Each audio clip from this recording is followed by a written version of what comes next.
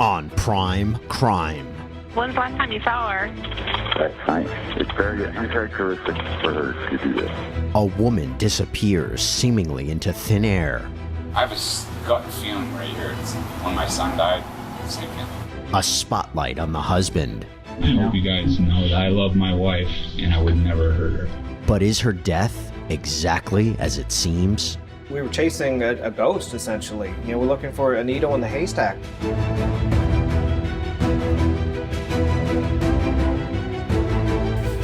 Hey, it's Matt. What's up? I'm going to critique Grubbs, his interview on the Prime Crime that he was on, which was made months after my verdict. Prime Crime is on Law and Crime Network, whatever. They put a like 20-minute deal together. Menage's on it and Grubbs, and I just took the Grubbs parts out, and I'm going to critique them because they're filled with lies. I mean, this guy's still, well, I'll show you them, but I mean, he's still out there saying what he was saying in court, and it's just, we've already proven what he said in court was not useful, not relevant, but I'm going to go through each thing he says and show you why, oh shit, why he is lying to the community of Westerville, and he wasted a ton of money, and he did not come find out what happened to Emily and this nightmare that I have to go through. Yeah, I gotta power my phone up, but here it comes. I'm gonna critique it. Stick around. It's a nice day. It was just a very unique case for us that we really didn't know where exactly to start, but we knew that we had to get on it immediately because obviously that the clock is working against us. Clip 1. Grubbs just said that it was a very unique case for us, as if he had any other case to compare it to. It was unique because it was his only case. This was Grubbs' first homicide case, so he's kind of trying to make it look like, it's a very unique case for us. It's your only case, buddy. And then he goes into something about time being imperative. There was no evidence of any foul play found. They showed up. Emily was gone. They knew nothing about Emily, but for some reason it was so imperative to get this thing going. No, it wasn't. Most missing person cases, people are gone for a short amount of time. They come back. The majority of them. Most police stations, police departments don't even make any maneuvers until a certain amount of time goes by. These guys were pedal to the metal as soon as they got the call because they're overfunded and they were looking for crime because there was nothing to do in Westerville. But he's on this Prime Crime telling you it was so imperative. Time was of the essence. We needed to get this thing going. What thing going? If you had a body, 48 hours, right? The show 48 hours. It is. You gotta. Most cases get solved within the first 48 hours. But there was no homicide here. There was no crime. Why was it so imperative to get things going? He's full of shit. It's going to continue. He's a liar. Not lie, but he's manipulating things. And there's more to come. There was no reason. Time was not of the essence at all. There was no reason for him to be needing to speed things along so quickly. All right. Well, that's that. Next one. It just seems to be very different that someone either left unexpectedly or left from the residence and didn't know that they were leaving.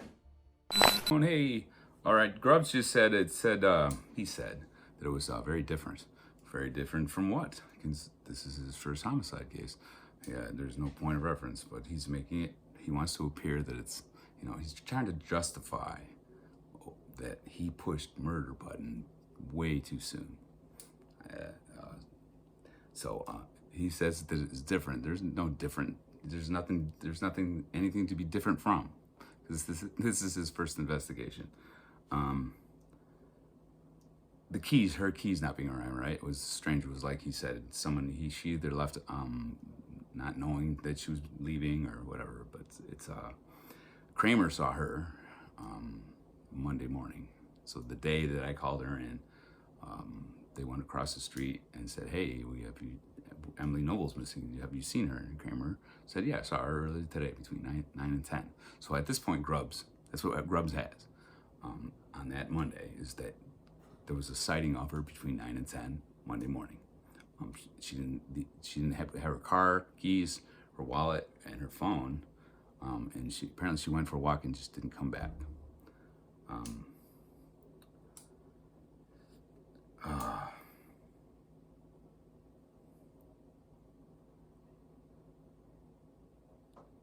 They try to make a big deal out of her not having her phone with her because everybody says she always had her phone with her.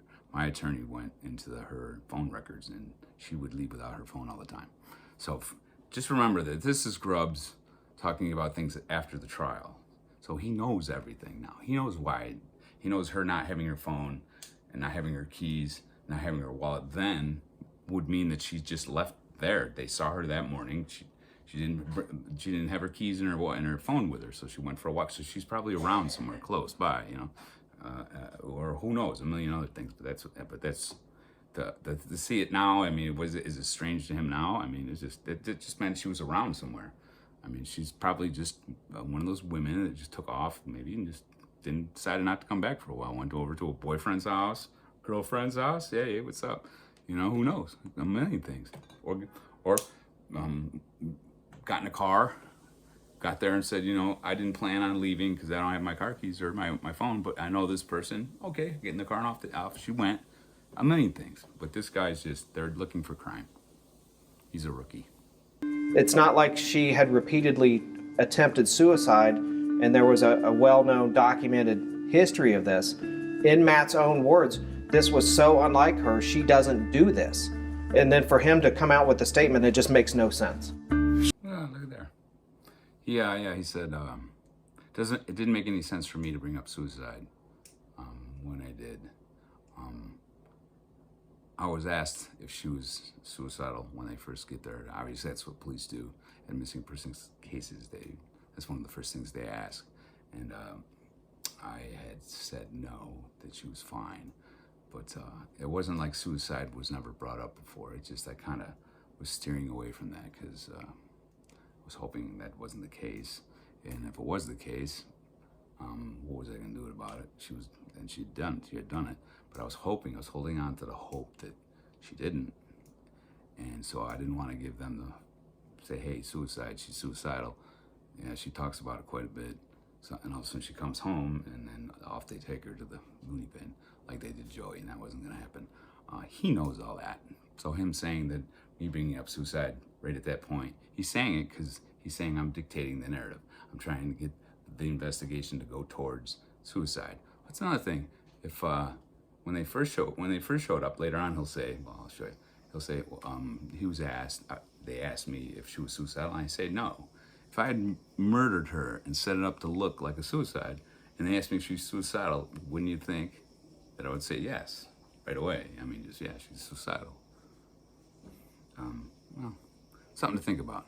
But as far as Grubbs saying that it didn't make any sense that I brought up suicide right then, he knows that I was asked about suicide earlier, and as the days progressing, as we're trying to figure things out, the suicide thing started. Hey man, that might be where she is right now. You have to read the book. There's some things on there. There's a lot going on at that moment, but I was doing my best to try not to think about suicide. Stay positive. Everything's fine. She's somewhere. But if she did commit suicide, I mean, they're just gonna find her. But let's hope that she didn't. And if she didn't, don't start spouting out about suicide, because when she comes home, they're probably gonna take her off to someplace that you don't want to go.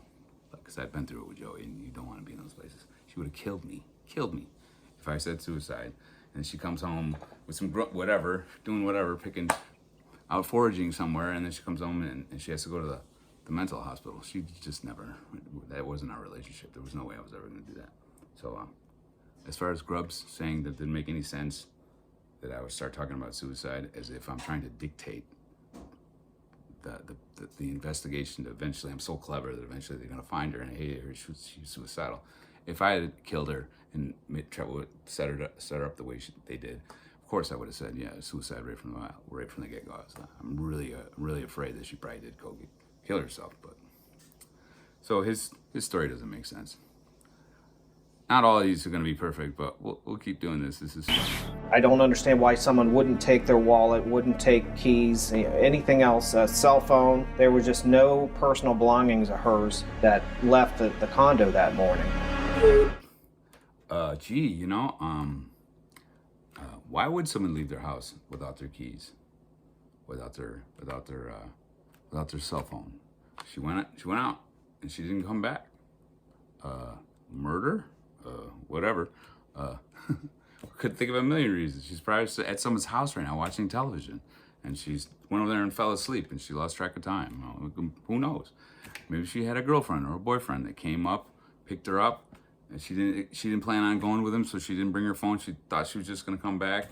I mean, I think of a million things, but these dudes, especially Grubbs, murder right from the get-go. And even after the case is over, I mean, learn from your mistakes, right? I mean, here he is giving an interview, and he's still trying to make me look guilty.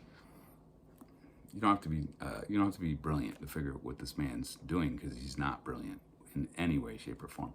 Prime crime, the people that put the piece together, they're pro establishment. So they're not objective journalism. They're just it's garbage. It's literal like gossip, rumors. That's what these shows live on. And the people that watch these shows, trust me, I mean, intellectual people aren't sitting around watching prime crime trying to figure things out. These shows are for dummies. All right. No offense. Fuck you. Fuck all the people who watch those stupid shows. You're dumbing down the intellect of America. It's fucking pathetic. Read a book. Abruptly, in the evening, for a period of almost 3.5 hours, neither phone is in use. There's not even a evidence that either phone was activated. And then from that point on, essentially all night long, you can see all sorts of cell phone behavior on Matt's phone, where he's on YouTube and he's on Facebook and he's sending out text messages and he's looking up various stories. You got to remember that Grubbs is giving this interview after the trial, so everything's come to light. This 3.5 hours that he's talking about, where we're not using our phones, no, I'm not. But this 3.5 hours that he's talking about, trying to make it look all mysterious for prime crime, like it's part of the story. They don't accuse me of doing anything during this 3.5 hours. As far as they know, we were sleeping. We were. That's when we were sleeping, and then I wake up to go to the bathroom. Was when the phone turns back on. But he's telling prime crime like there's something about this 3.5 hours, trying to make they know that they don't accuse me of anything during this 3.5 hours. In their final argument, they try to stuff this the murder into this 40-minute little period. So right now, he's just trying to make you he's throwing things on the wall to see what will stick with the viewer. Maybe this will work. Listen, we got 3.5 hours on his phones. They're not doing anything at all. Sleeping. They don't accuse. They're not. And during court, they didn't say, "Hey, this 3.5 hours was used to do this. This is our proof that he was doing this and this." Nothing. Zero. Nothing. So he knows that this 3.5 hours has nothing to do with anything. But he wants, for prime crime, he's trying to create interest. It's he's a balloon head, and you're paying for it. All his kids are going to college. He's getting divorced. I talked to his wife on the phone. Really sweet lady, sweet woman who's been a victim of this sociopath. Trust that. And his poor daughter. Feel sorry for her too. But the wife, you get what you get. You married into law enforcement. This is what you get. But you are a sweet lady, and God bless you. Thank you for that conversation. We had like an hour-long conversation. It was fantastic. Well, let me get off this. What were we talking about? The 3.5 hours he's talking about right now, he's trying to make it look mysterious. It wasn't used for anything. So there's nothing there, and they know that. So he's just trying to make it look mysterious because he's lying to you. Father? There's just essentially nonstop behavior on his device from approximately 1:30 in the morning until about the time that he calls the Westerville. Yeah, again, so there's nonstop use on his phone from 1:30 in the morning, all essentially up till when he calls Westerville Police Department. That's not used at all to prove anything, because that's basically true. But I can't be doing it. If I'm home on my phone, I can't be out doing things that they say I did. But they didn't even say anything about any of that. He's saying it now for prime crime to make you think, but it has no relevance to whether I'm guilty or innocent. That's not evidence. Okay, sure. He was home on his phone, got up at 1:30 at some point, apparently, and got on his cell phone and just was on it all in the wee earlies of the morning. So, fodder. It's it's for effect. He's telling a story that's not true, and he's just trying to make you think. It wasn't used at trial. They're not accusing me of doing anything from 1:30 all the way through until I call the police. So It seemed odd to me that he would just kind of go about his normal behavior and talk with friends and family, and there was never any mention that, oh, hey, by the way, I woke up and Emily isn't around. I'm not really sure what he's when he's talking about. Whether it was when I woke up at 1, I'm going to say I woke up earlier, but I told them that too. It was before 1, but I mean, okay, they got this thing where it seems strange to him that when I woke up in the middle of the night and just went on my business like it was no big deal. I think what he's talking about is the next day, because I didn't call Emily in, I think, until like 5 or 6 in the evening, and that he's just like, I'm just going about my day normal and not telling anybody, hey, Emily's not here. I searched for Emily as soon as I got up, whenever that was, in the morning or early afternoon. I wasn't panicked, but I was like, hey, she's not here. So I got on Facebook, and we were supposed to go to a party that day, and I got a hold of that guy. I didn't even know who he was, but I figured out from her phone who he was, and asked, is Emily over there? I started relatives, people that were around there. I was looking, so I don't know what he means by I was just going about my day. But if he's talking about waking up at 1 and just going to the other room and then just, going about trying to get back to sleep, that thing, well, yeah, I didn't even know she was gone. How would I know? That's another thing if you want to know. When I called her in first, the 911 call, they asked me, well, what happened? I said, well, we went to bed. I got up about 1 o'clock to go to the bathroom, and then I go into this Joey's room because I don't want to disturb her. And they asked me if she was there then. Did you see her? And I said, I don't know. Everything just seemed so normal. That was my first recount because I don't recall. I don't know if she was there or not. I just assumed she was. So, and then when I get interrogated, I said, she was there. Why wouldn't she be there? She's always there. So I just assumed she was there. But I never was like, yes, she was there. Absolutely. I saw her in the bed. Off I went. No, I woke up in the middle of the night and got out of bed. It was completely dark. It's in my book. And he knows all this. So he knows this. There's nothing wrong with what I'm saying. He's trying to make it look in a way that it really isn't, to try to make the public still think I'm guilty. After trial, I've been acquitted, and this man's going on a TV program slandering me. It's libelous what he's doing, because I don't know how his boss even allows him to do this. He's still accusing me. Is there some sort of law? If there's a lawyer out there, I'm not going to give you any money. I'm done with that. But hey, man, I'll whack up the proceeds with you. Fucking Grubbs. All right. As things progress, it seems to be a lot more of this up and down roller coaster, where 1 minute it's I love you and I love you too. Will you? Yeah, he's lying. He's trying to make it look like we had a up and down relationship. Like 1 minute it's this, next minute it's this. 1 minute it's I love you, next minute it's down in the dumps. And I have all the text messaging he's talking about. They used them at trial. There's 500 pages roughly. It's about that much. Out of that 500 pages, they went in and cherry picked 10 pages of argument. The worst thing I said to Emily was one day I said she was shallow while we were arguing.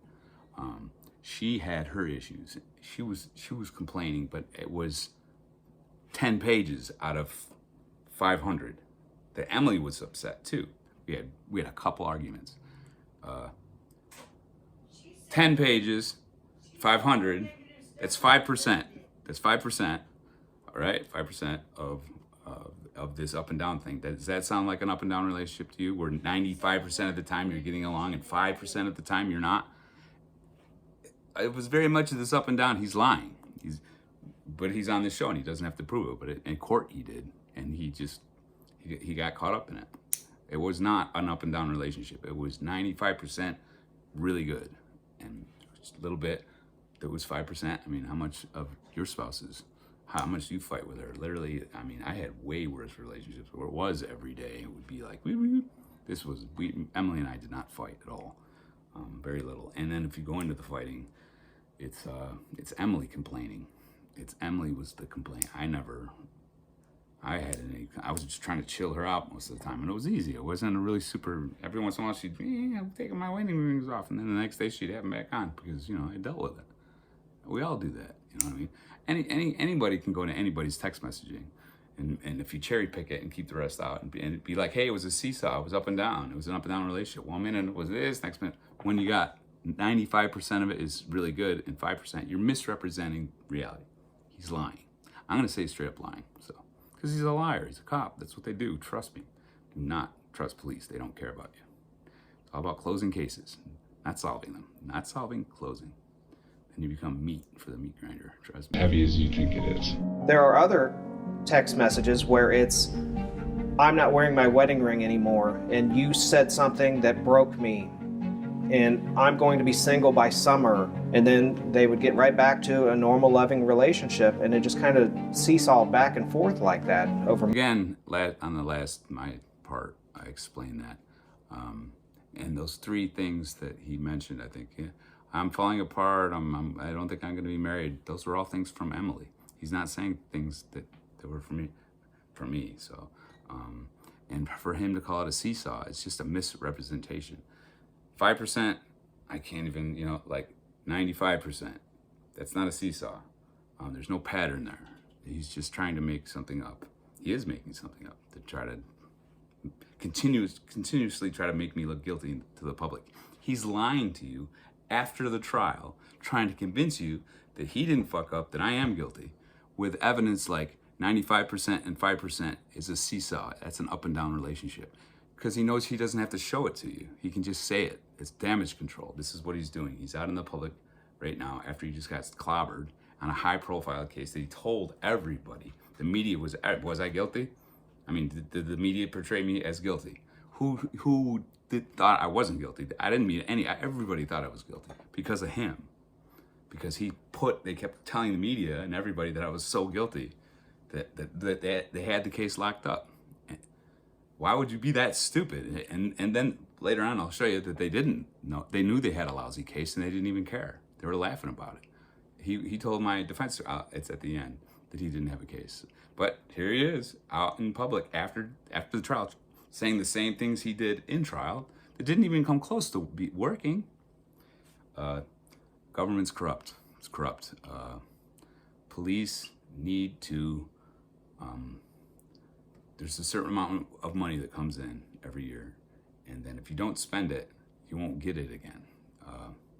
I know this because I've talked to law enforcement, ex-law enforcement. So they have a lot of money. They need cases. I mean, Westerville, could you imagine the amount of money that flows into that police department? They need to spend it. They don't have any incentive not to do what they did. So police, government, they lie. They're liars because they got families to take care of. They got children to send to college. Most of them are probably just greedy and they're sociopaths. They're able to lie and ruin people's lives and go to sleep at night. There's probably just a certain type of person to be a police. A lot of them get out, but a lot of them are just, they're sociopaths looking for somewhere. If you're a sociopath, what are you gonna do for a living? Hey, all of a sudden you're like, oh my God, I can become a cop and I can hurt people and I can do it with impunity. What a great job for a sociopath. It's not intelligence because they take IQ tests, and if you score too high, you won't get into the academy. Yeah, there's a limit on how smart you can be to become a cop. Order followers. That's what these guys are. They're drones. Might have hurt herself. When he makes reference to her, it's in a past tense. I loved her. Past tense. It's not this, oh, I actively love her. It's, oh, I used to. She loved me. I can see why if you're like a layman and you don't know the public, they don't know about police tactics, and sometimes people misspeak when they. I guess I mentioned her in the past tense twice. All the rest of the time I'm talking to them. I'm not talking to her in the past tense. Sometimes under pressure you misspeak. It certainly wasn't something that I knew she was dead, and so I spoke to her in that fashion. And you also have to know that this interrogation happened Wednesday. I don't know what time. I think it was in the afternoon sometime. So not even 48 hours after I called her in, I am down at the Westfield Police Department being interrogated, trying to help, trying to figure out where she was. And it turned into this thing where the way they brought me down, they showed up with a warrant, and there's a sea of blue, and no one's looking at me. You could totally tell I became the target. And I'm like, hey guys, what's going on here? No one's looking at me. They just start going through all my shit. Grubbs comes up, hey, give me your phone. I'm like, yeah, here, I guess. I mean, whatever. I mean, I'm trying to cooperate. Sure. So give me your passcode. Gave him the passcode. And we need you to come down. We need you to come down to the police station. Did you find her? Are you tell me anything? They weren't updating me on anything. When he says I'm not I'm not looking for help from them, I'm like, I would have to ask them, did you find her? I mean, what's going on? They wouldn't even look at me. So by this Wednesday, they put me in the back of a locked squad car. They drive me down the middle of Westerville. You know, there's people. I pull into the police station. There's police everywhere. I'm sitting in the back of a car waiting for them to get me out. They pull me out. They swipe me through doors. And all of a sudden I'm in an interrogation room. And I'm like, hey, you know, whatever this is, I didn't do it. You know, I didn't, whatever the fuck you think I didn't do it. So I just worded it wrong because I'm nervous. And then a couple times I mentioned her in the past tense. I do that all the time. You know who else does? Everyone. If you listen to someone long enough talk, they're going to past, present tense get screwed up all the time. They know it. They try to trick you, not really trick, but try to use it as evidence. It's not evidence. It is, that's the type of thing you're going to bring to court, to a trial for a murder case. You have Diane Menaggi as your attorney. They're not going to win. And they knew they weren't going to win, but they needed to bring something in, so they'll bring stuff like this. Hey, he spoke to her in the past tense. And another thing they do is they speak to her in the past tense during, I don't know if I you know, because I don't even care. I'm not going to waste my fucking time and go, hey, there he is, there they are, using Emily in the past tense to try to get him to use her in the past tense, and then we can use it. I'm not even going to bother, because I know they do that, because they fucking lie. They're liars. This, I don't know how you can't listen to him and then listen to me explain what he's doing, why you can't see what he's doing. He's a liar. He's got way more incentive to lie than I do. I'm done. I'm free. I got acquitted. So what's this dude doing on primetime? Trying to convince you that I'm guilty. Why? Like Carlin says, it's a big club, and we ain't in it. Emotional. On his initial 911 call, he states that she's not suicidal, there were no problems. But then during the interview with detectives, he makes a very specific statement. But I think she would hang herself. Not only does he think that it's suicide, but he thinks that she would hang herself. That's not a comment that any spouse is going to say when there's no history, no evidence of it whatsoever. Moore's questionable. When they initially got there and they asked me, you know, is she suicidal? Do you guys have problems? I said no, because my son Joey had just gone through it 10 months before, and with the months prior to that, we were dealing with the medical industrial complex and what they do to suicidal people. It's horrifying. I wasn't gonna put Emily through that. I'd made my choice really super early on, and it was kind of something that was in the back of my head.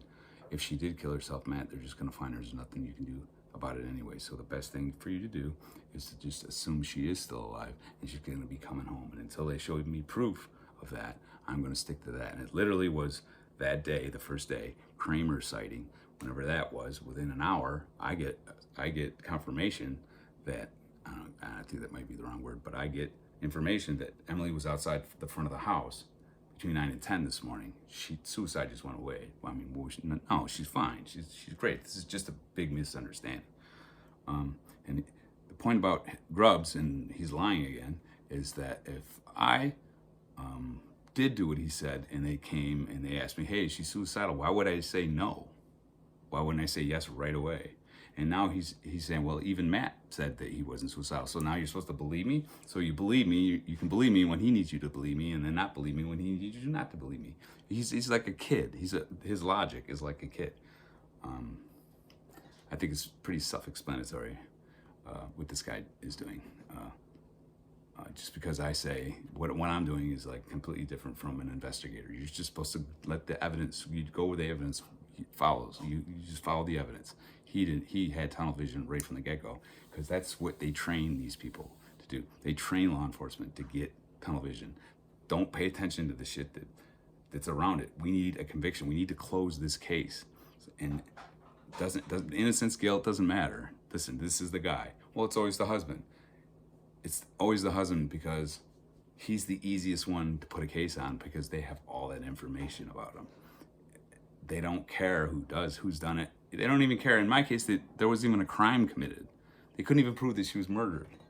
So this guy's a real scumbag. So Westerville. I love Westerville. It was a great place. Nice. Just your cops and your schools. Oh. Once Emily's remains were found, I still never got a phone call asking what happened. He couldn't even be interested into what her cause of death was. That just screams that there's nothing but the fact that it's a homicide and that Matt Moore was directly involved. How does not calling him prove that it was a murder? And another thing, that aside, maybe I should digress. What happens is they accuse you of murder, and then you go get a lawyer. I got accused of murder within 48 hours. Emily going missing with no evidence, none. They never produced any evidence of foul play at the trial anywhere. They just decided it was a homicide because he's not a good cop, and neither are any of his colleagues. They're all, they're Westerville. And for him to say, well, they know that once you go get a lawyer, the first thing the lawyer tells you is you can't talk to police anymore. I mean, don't do any interviews.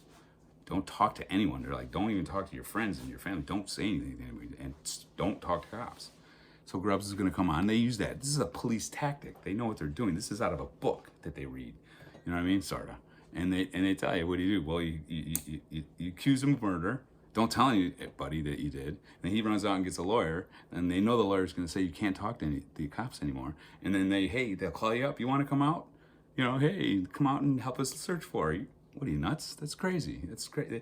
And he's lying to you right now. He's saying that there's the evidence of me murdering my wife is that he wouldn't call me for updates. He knows that I didn't call you updates, not because I'm guilty, because my lawyer told me. And all lawyers tell their clients the same thing, and they use that. And I hope that's not too hard to understand. And for him to say that, he's like, he couldn't be bothered. He was just sitting at home doing nothing. I searched for my wife for the first 2 weeks, and to exhaustion.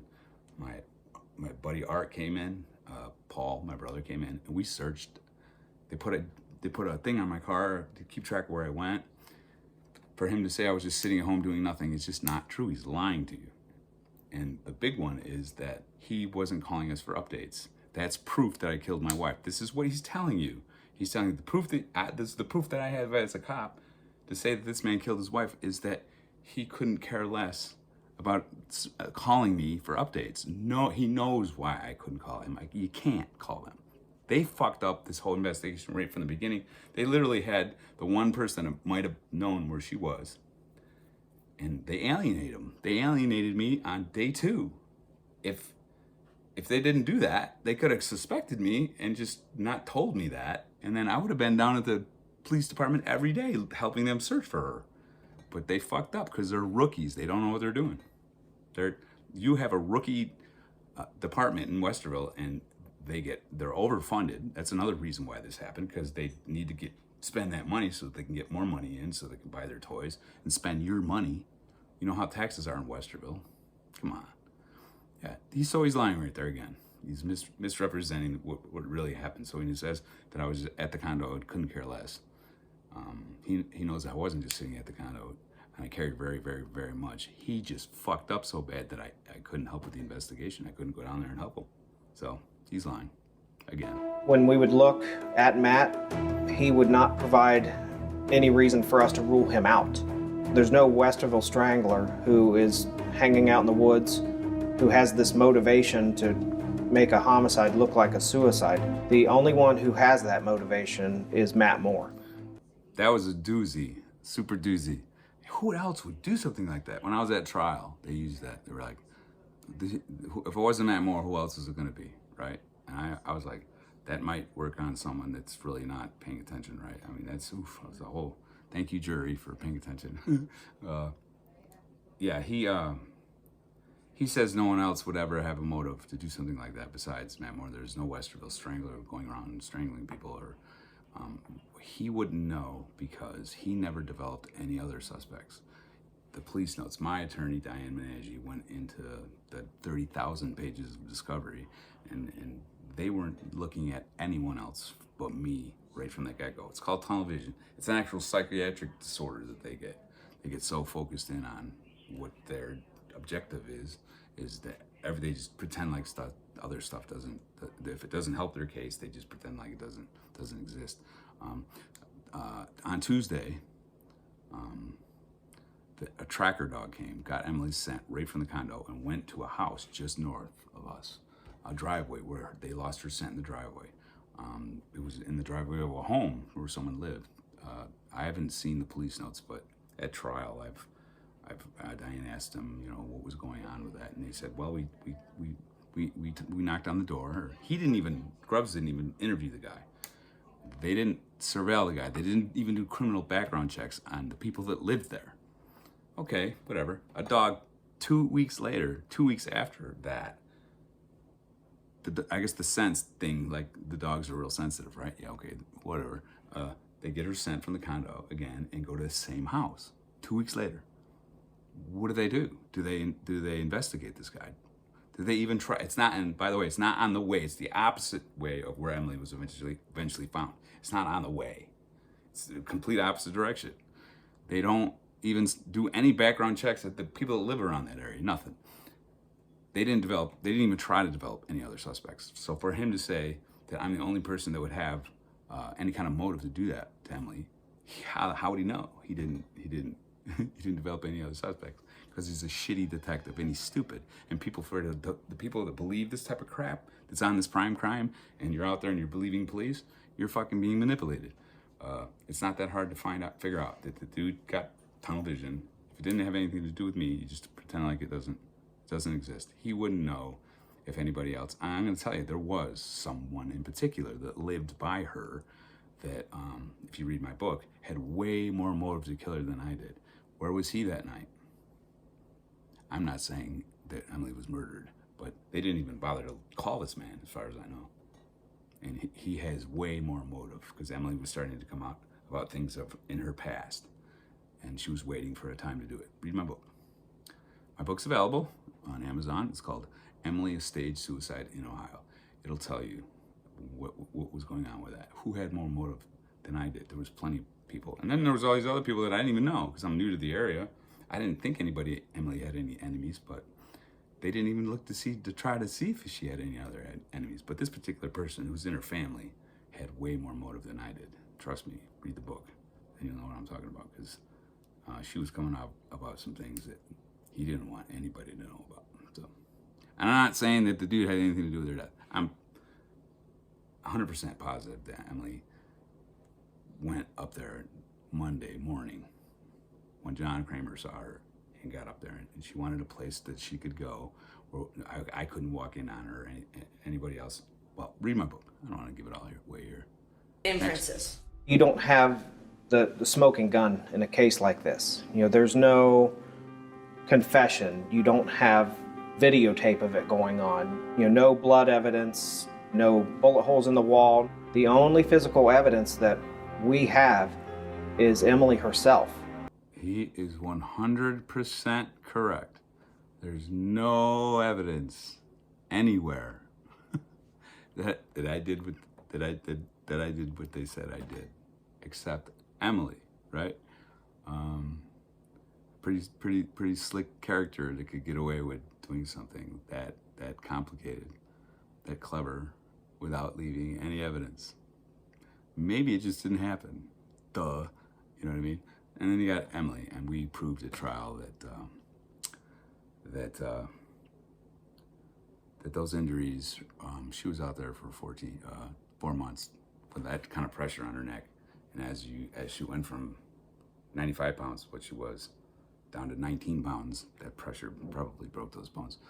And also just the weather. And when Westerville it's volatile, it gets super windy in the woods. She was just dangling out there and then the schmuck guy came in and said, this never happens. Well, this never happens because not every hanging, very low percentage of hangings are not found. The people are found pretty much immediately.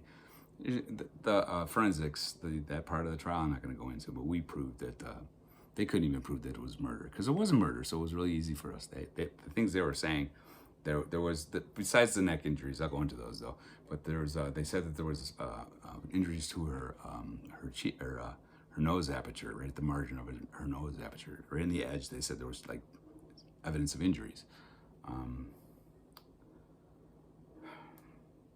We proved that those injuries didn't exist, and with our one board-certified forensic anthropologist. After the case, now this is all over, and Grubbs is still saying these things. It's just know that he's trying to convince you still that I'm guilty. Why would he care? You know what I'm saying? And he's trying to convince you with evidence that's already been Diane's already proved to be nonsense. Oh, right, I forgot. What am I gonna say? Give me a second. Oh yeah, Dateline. I've done a Dateline. Go on, see the Dateline. It's called The Clearing. It's really good. Dateline people were nice to me. Hey, Dateline. They hired, or they got 3 more board-certified forensic anthropologists. That board-certified means a lot because there's oversight. Anybody can claim that they're forensic anthropologists. You know what I mean? Just whatever.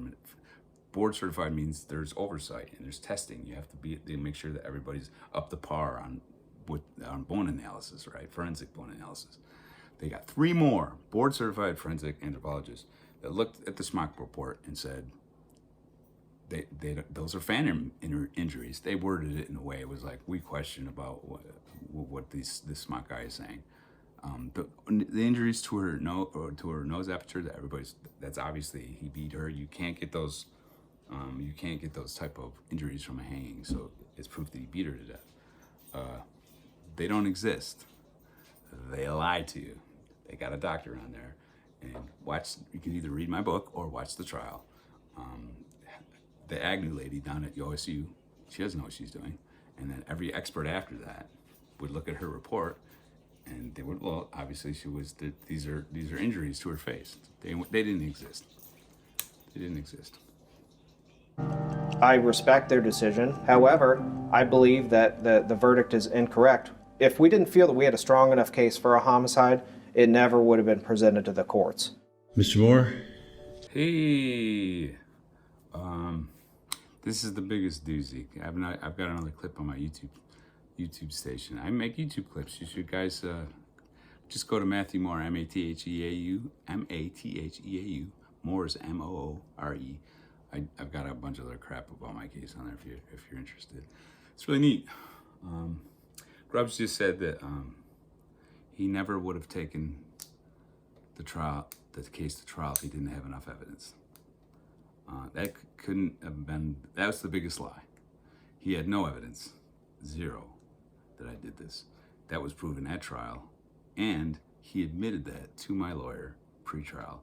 I was gonna tack it onto this thing, but come on my YouTube station, it's on there. Where Diane Menashe, during an interview, says that pre-trial, he was talking with Grubbs, and Grubbs is a supervisor. It might have been Alloway, or it might have been the chief of police, whoever his boss is. And they were literally laughing about it. They were joking about it because they knew that Grubbs told her that he knew that Diane was going to destroy his case because he didn't have any. He knew he didn't have enough evidence to bring it to trial.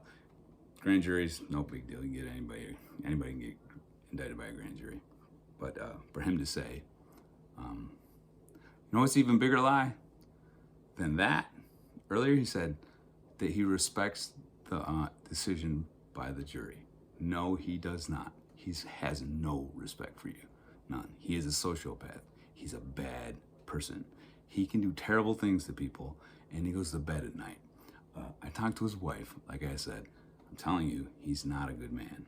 He is not. He rests soundly at night after doing this to people. He doesn't care about me. Doesn't care about my family. Doesn't care about Emily. Doesn't care about his wife. Apparently, he's a bad man. He's a big liar, and he knew he didn't have enough evidence to bring it to trial. He brought it to trial anyway. So for him right there to say that, you know, we never would have brought it to trial, he's lying to you again. How many lies is that? I mean, 16. Hey, I'm homeless.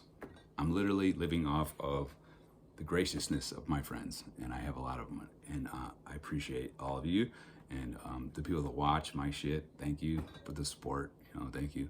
But this is what it is, man. I mean, Emily and I were set. Not anymore, you know what I'm saying? But it's all, you know, it's in his hands. So we're gonna be all right. All right, guys. Thanks for watching. Stop watching Prime Crime and all that bullshit because they lie to you. Dateline's cool. All right, later.